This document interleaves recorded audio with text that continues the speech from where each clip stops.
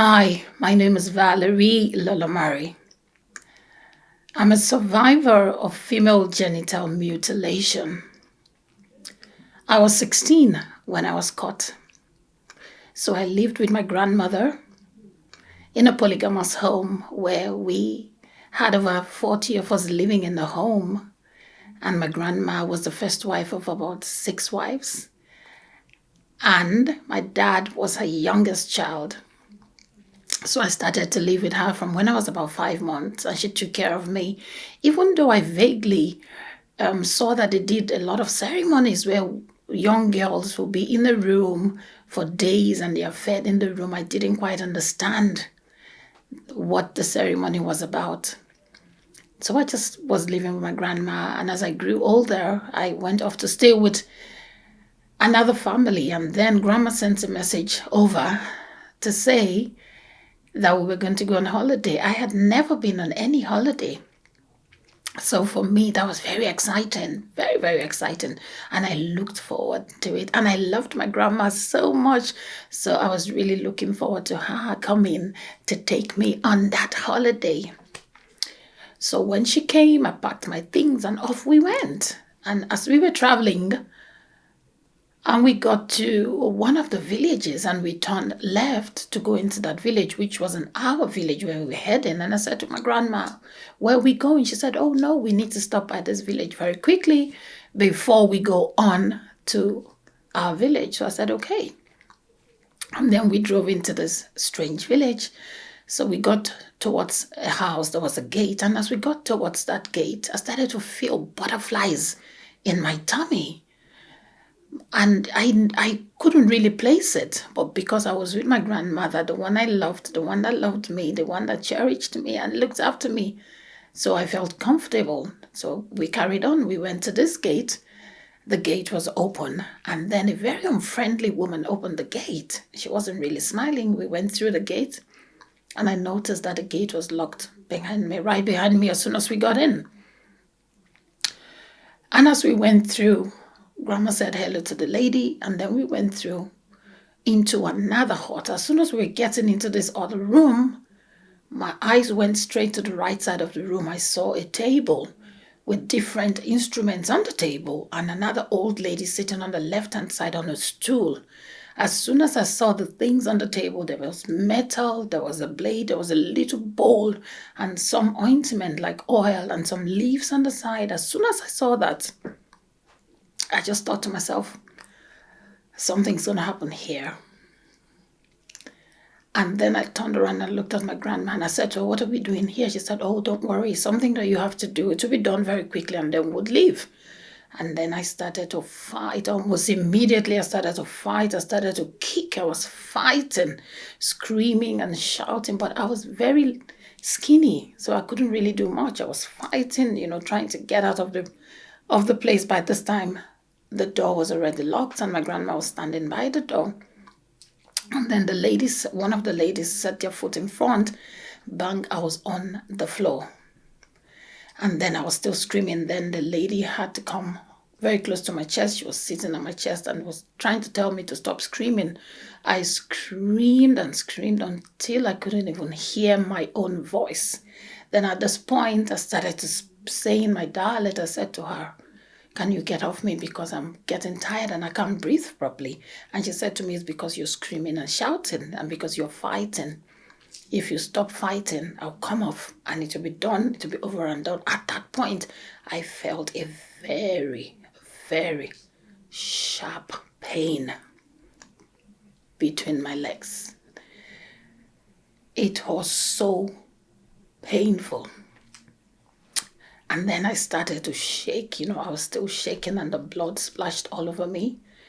And it felt as if they were cutting forever. And I'm thinking, what are they doing under there?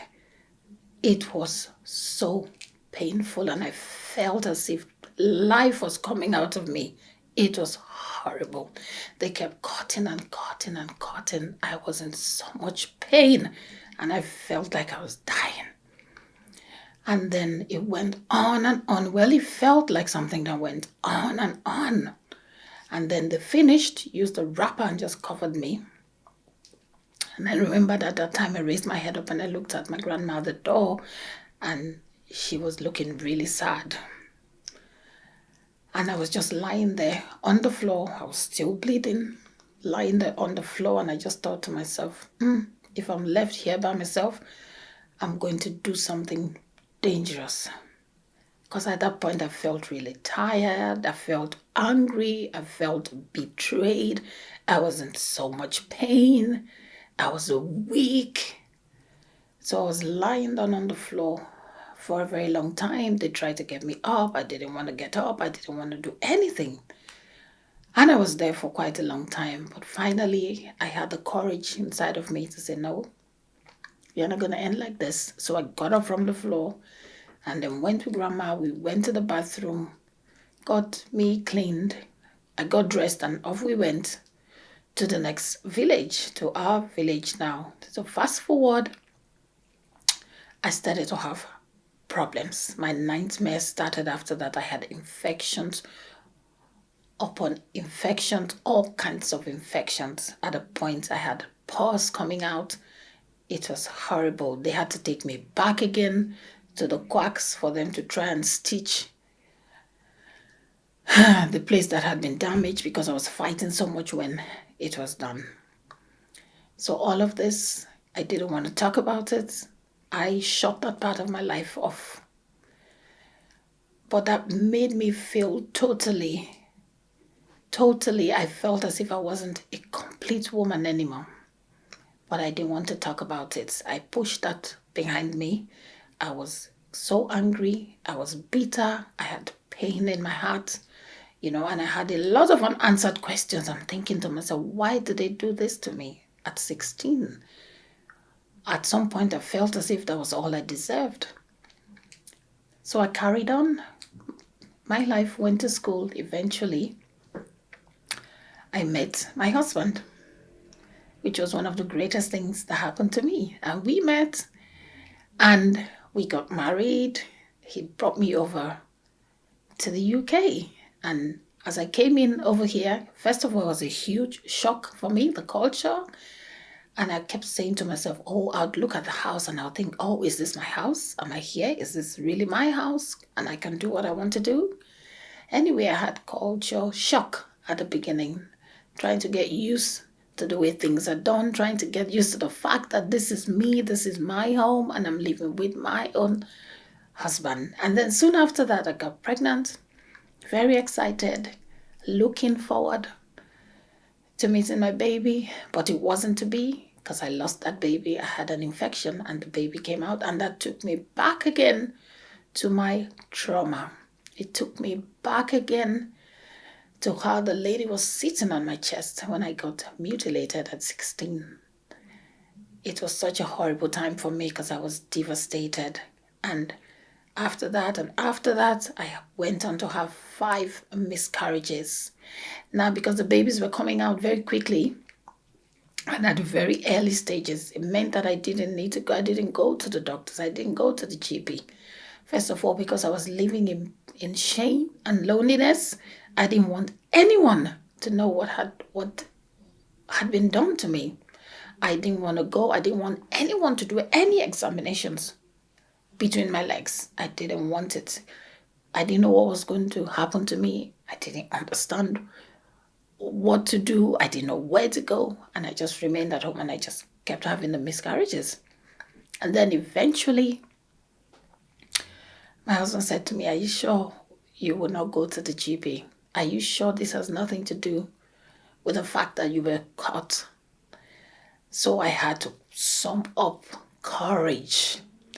It took me a long time. I had to be courageous to go to the doctors, to talk to them about what I had gone through. So I went to the GP. I told him I had been mutilated and all of that. But he was very supportive. He was very, very supportive. Then he signposted me to the FGM specialist. And then I met Miss Joy Clark, who took over my care and looked after me from then on. They were very supportive. She had a personal plan for me. I went through therapy. I joined other FGM survivors in a therapy group. And then she took over the care from then on. Soon after, I got pregnant and then I had my first baby. The birth was very, very difficult, obviously because of the scars I have under there as well. And when the babies are coming out, I had second-degree tear. It was horrible. That meant that even after having the baby for a couple of days, I couldn't really do much because of the pain that I was going through due to the fact that I had been cut. My genitalias had been cut. Female genital mutilation is violence against women and girls. It's violating the human right of a woman, and it needs to stop, and it needs to really stop now. Being mutilated felt to me like I had been put in prison for life because it affected everything that I did. It affected me physically, it affected me emotionally, it affected me psychologically. Because I used to always say to myself, I didn't know what it would have been, what it felt like before I was mutilated. And it affected me even in my relationship with my husband.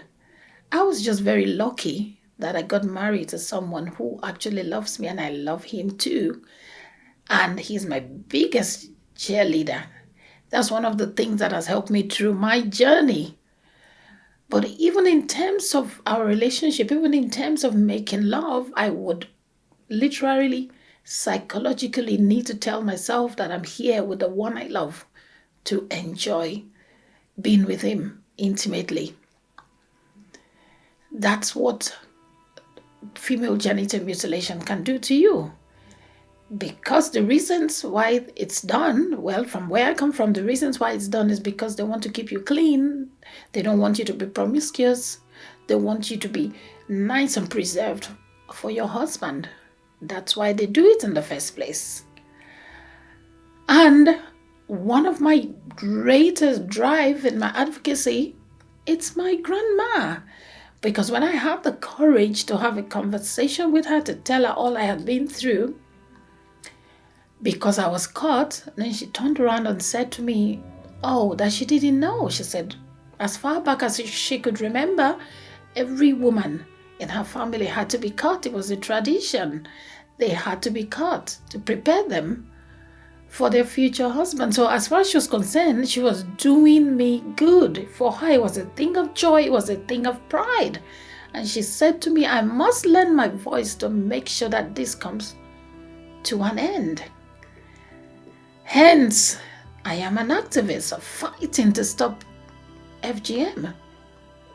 It has no health benefits at all. Mutilating a girl has no health benefits at all. It causes more damage than the original outcome.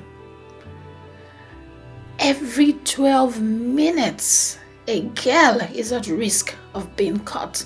Over 200 million girls have been mutilated, and over 137,000 women live in the UK at the moment as survivors. I want to encourage you today to please join me. Let's put a stop to female genital mutilation. You can join us. You can raise awareness. You can talk about it. There's no need to have secrecy about the subject. There's no need for the subject to be a taboo. We need to raise awareness. We need to teach the children from young so they understand the implications. They understand the signs to look out for. Will you join me? To raise your voice, to lend your voice, to put a stop to this. Female genital mutilation is violence against women and girl children, and it needs to stop now.